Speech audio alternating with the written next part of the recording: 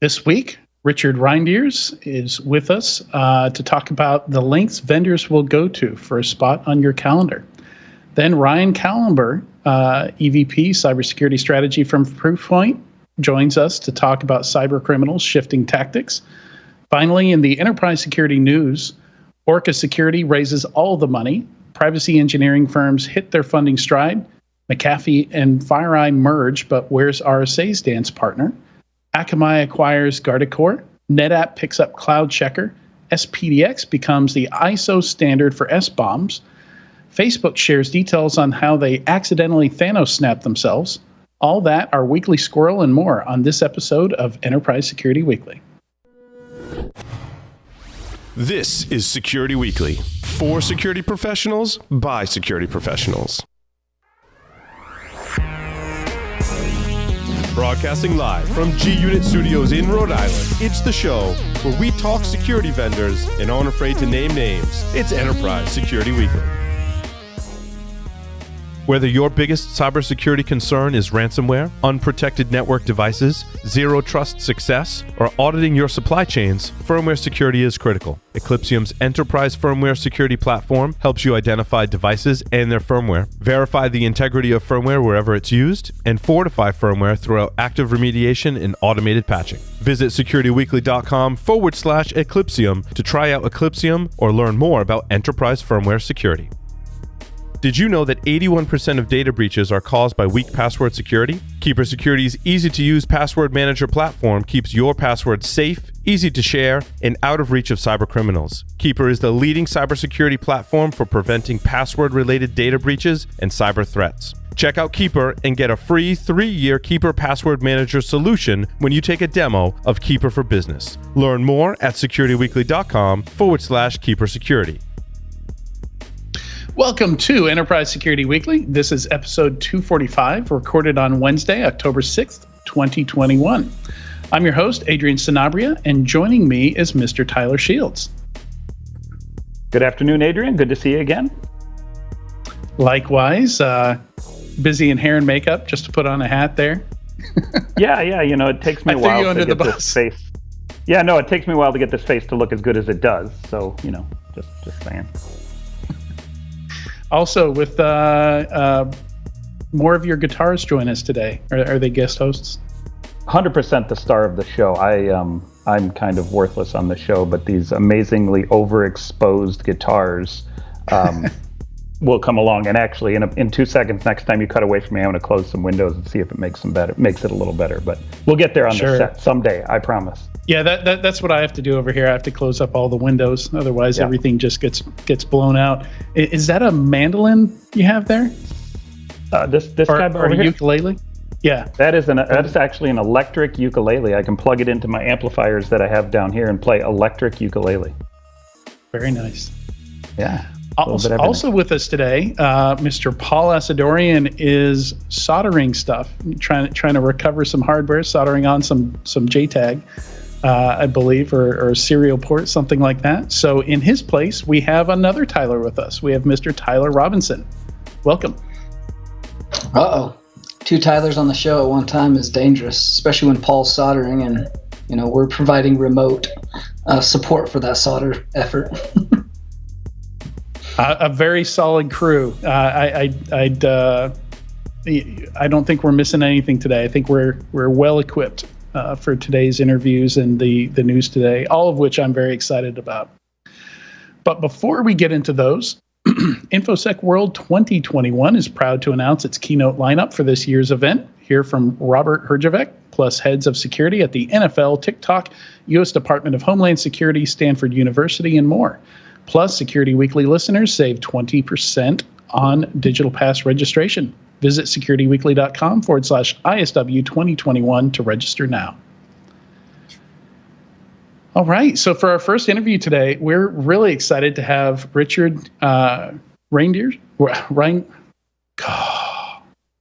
know we talked about this because I know you cared about this. We did, and I made a pronunciation note, but at the very top, the original announcement, and I failed to copy it down here. As soon as you get that stuck in your head, immediately you're going to screw it up. And oh my God, Speaking of screw ups, look at that awful lighting. lighting didn't quite work out, but anyways, it's Richard Reinders, and thanks for having me on in the first place. Really appreciate it. Absolutely. So you're the head of security at Gravity Payments, and prior to that, you've had a pretty interesting history. You held security roles at Sisu, Looker, Yahoo, always an interesting one, and you were there at an interesting time and spent some time in the financial services industry. Yeah, managed to stay busy. I'm trying to collect all the verticals over time. Right now, I'm at a payment processing company, Gravity. I think the big thing that people might know us for is that we really care about our merchants and try and pay every single employee at least $70K a year, regardless of the role that might normally not get paid that much. And I'm there for about 6 months now, and it's been a lot of fun. Yeah, our backgrounds mirror a little bit. I actually got my start in payment processing. That's where I started out on the IT side and actually made the transition into security. And before that, I did tech support. And I understand you also did some tech support. Very humbling job, and I think a good perspective to have for some of the topics we're going into today. Absolutely. Yeah, I did help desk support for the old Palm handhelds. Yeah, people might remember those. You get a lot of people calling in with all kinds of things, and you start to understand and appreciate work like that a lot better and what people are running into. And same with doing support for Toshiba laptops. So it's been very interesting, and I think it's actually really helped in security as well. And at the time you were doing that, I don't think we talked, but I had a Toshiba laptop, and I was a huge fan of Palm. I actually, at that point, I might have had a Sony Clie, but I was a big fan of those devices. Yeah, they were actually pretty handy for what they did, and the battery life would just go forever. And I wish we could have that today. Yeah, 2 AAA batteries would last me about a month in a PDA. And it really did everything I needed, calendar, notes, stuff like that. But I actually did internet tech support, dial-up and DSL support, which was very challenging because the thing you were trying to help people with, they couldn't use, at least in the dial-up days, while they're on the phone with you. So you would do your best to fix their problem, and then you'd both hang up. Pretty much guaranteed if they call back, they're not going to get you again. So very, very challenging situation for tech support. And I think really helped give me some empathy and understand, how to work with people better. You get to work with such a range of folks. Yeah, you realize some things are not so obvious, and you try and take care of the help desk person who's going to come after you so you don't set them up for failure. And a lot of those values you can apply across the board and in security as well. So today the topic is cybersecurity sales, and it's I think in general it has a lot of things in common with sales in other industries, but there's certain things that there's some negative prompts that sales folks will take in this industry. Like, for example, when a breach occurs. You'll see a lot of a lot of folks out there will get emails in their inbox usually the same day that some kind of breach occurs that hey, we could have prevented that for you. So I think some of those experiences are what really prompted the conversation today. Yeah, I think some of those past experiences and then some things that came up just this week really prompted that. And maybe because the Twitch topic came up, I feel really bad for the security professionals at Twitch right now trying to deal with everything they're going through and their breach. And I'm sure they're getting inundated with messages and all forms of outreach. I remember when I was at Yahoo, I was team lead for incident response. And the CISO and the rest of the company announced we had in previous years one of the biggest breaches in the history of the world. And my inbox just got overrun with messages from people. And like one of them was from a company, a security vendor whose product we'd actually had used at Yahoo when those breaches were going on. They said, oh, well, if you use our product, you wouldn't have had this breach. And well, we had been using their product, and it didn't prevent it. And it just kind of gives you a bad taste in your mouth. And sometimes salespeople, they see an opportunity and they haven't really thought through what's the right moment, what's the right approach. Like I had somebody reach out and say, "Oh, I need to get in the room of leadership," who, well, obviously they're a little busy at this point. And so I was like, "Okay, well, what do you want to say? What do you want to do? How can you assist?" And they hadn't really considered that. But yeah, this week I had two forms of outreach through email that I was like, "Oh, this is kind of like a dark pattern almost. I wish people didn't do that." And I think that kind of got us started on this conversation. Yeah, so I think this is a perfect point to hand over to Tyler to maybe explain the sales funnel a bit, and the SDR role and why maybe some of these companies end up going down these paths, and we end up having these conversations. Yeah. Wow, this is probably one of the most loaded topics that I've heard as a cyber marketer, which I've been now for. That's why I handed it off to you. Yeah, exactly. You want to dodge the bullets. You'll let me take them face on. I'll take them. I just thought you'd have a good perspective on it. You spent more time in that role than I have. Yeah, no, I appreciate them, and it's definitely a tricky subject, right? I mean, at the end of the day, you have to balance the business needs, right, and the business needs to generate business. Because at the end of the day, all these cyber vendors and cybersecurity companies are business-generating entities, revenue-generating entities. You have to balance that with the expectation of not coming across as too selly, not coming across as ambulance chasing, not coming across as shoveling fear, uncertainty, and doubt. But simultaneously, you have to manage, bring business into the structure. So there's always a fine line between cold calling, not cold calling, or sending cold emails, not sending cold emails. And you couple that with then the privacy and, like GDPR type implications, and the water is getting so murky. I've recently seen some threads out there. I don't remember if it was in a cyber marketers chat or what we were in, but we were discussing the impacts of these people that have now gone to LinkedIn, and they're frequently posting on LinkedIn, "Hey, stop calling me company X. I'm going to out you to the world," right? And then you get that pile-on effect of it happening, right? Where company X gets 50, 60 comments. You're blasting, spamming, blah blah blah, and they may or may not be. I'm not necessarily suggesting that company X in that particular case was being a good steward.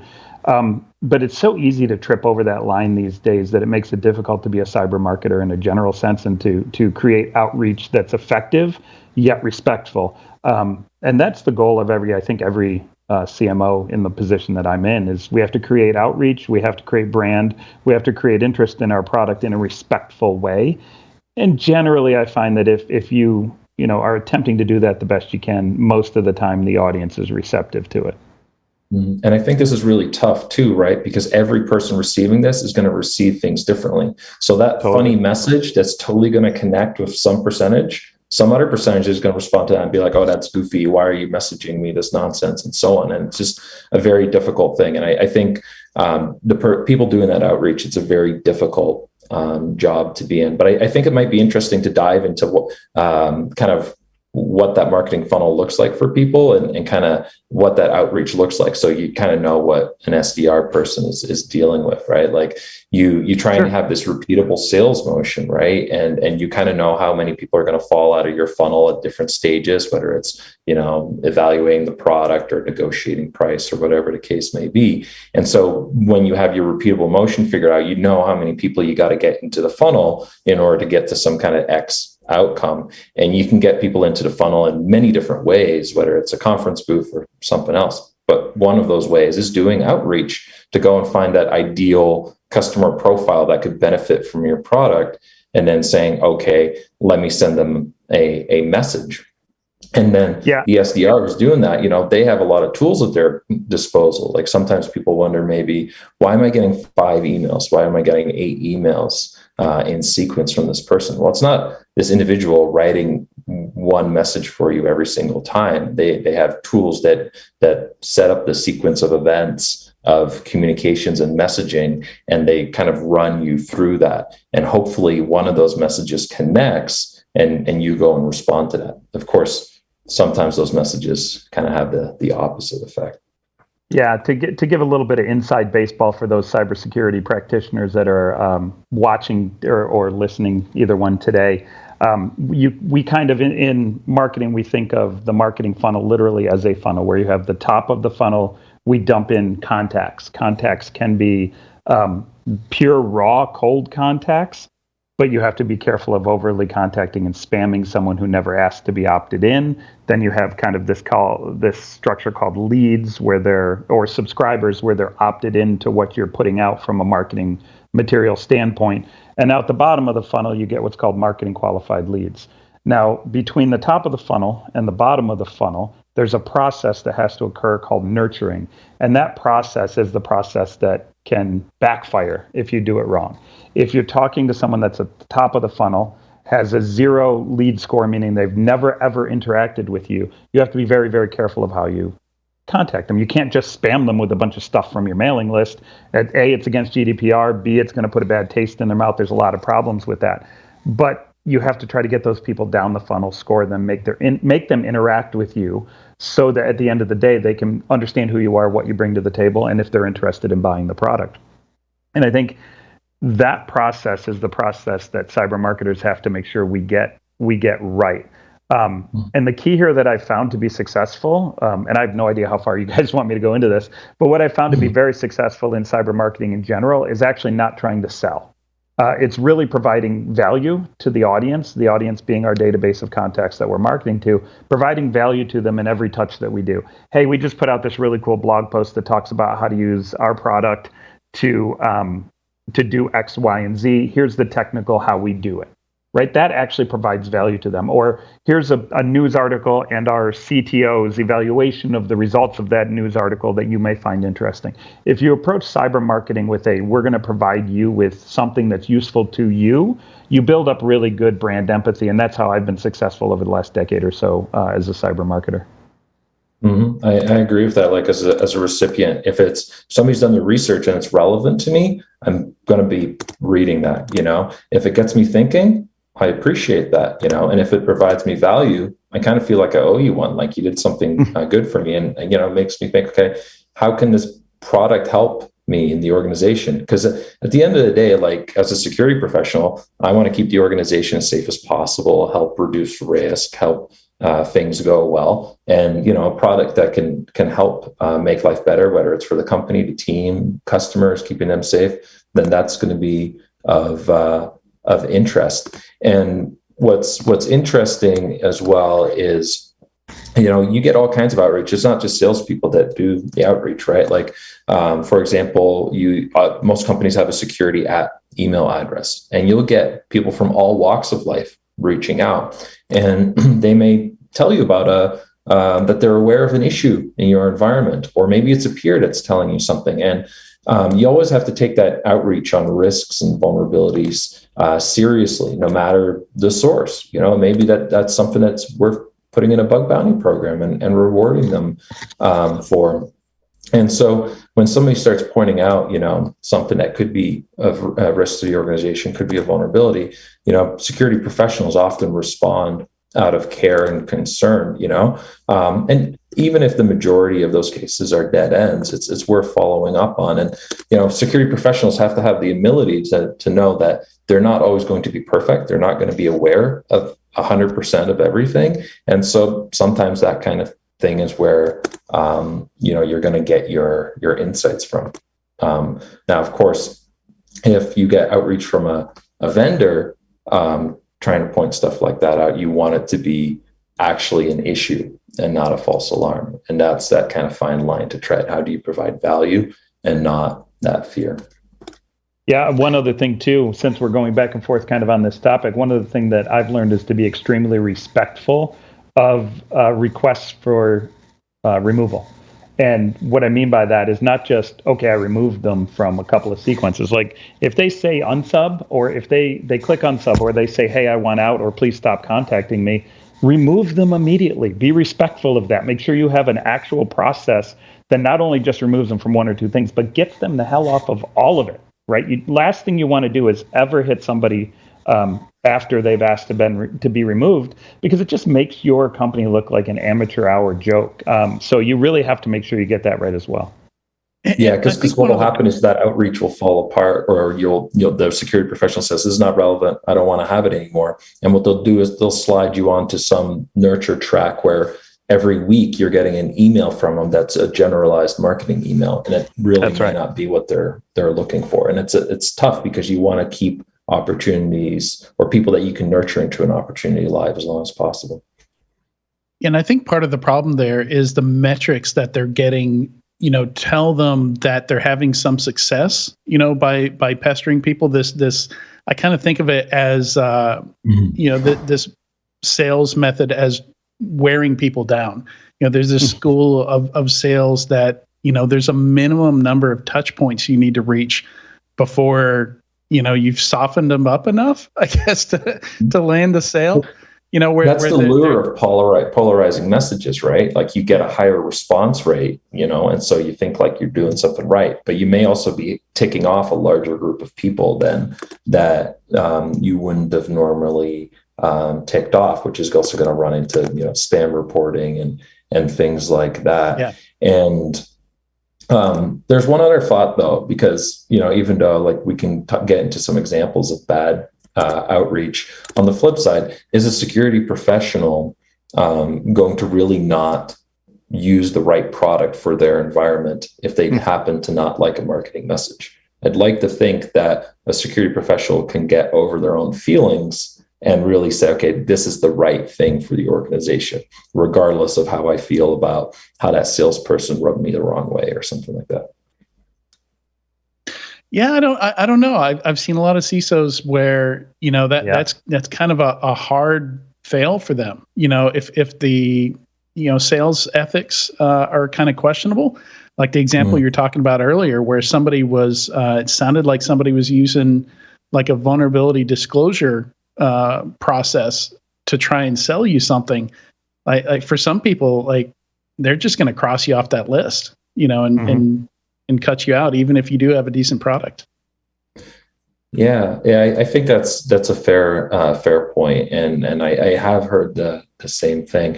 Actually, let me give you the two examples that kind of that happened on the same day that kind of got me thinking, like, okay, this is worth kind of talking about at this point. So I had one person email saying that we had attack surface, and so I'm like, all right, let's go see what our attack surface is. They said their product was going to go identify risk exposure, and they included a screenshot. And the screenshot said had these pie charts, high, medium, low, and they all said 0. And so, I ended up responding because I'm like, what if I'm missing something here? And they're aware of something that I don't realize. Maybe there's a mistake with the picture or whatever. And I'm like, okay, well, what are the risks you identified? Like, what's going on?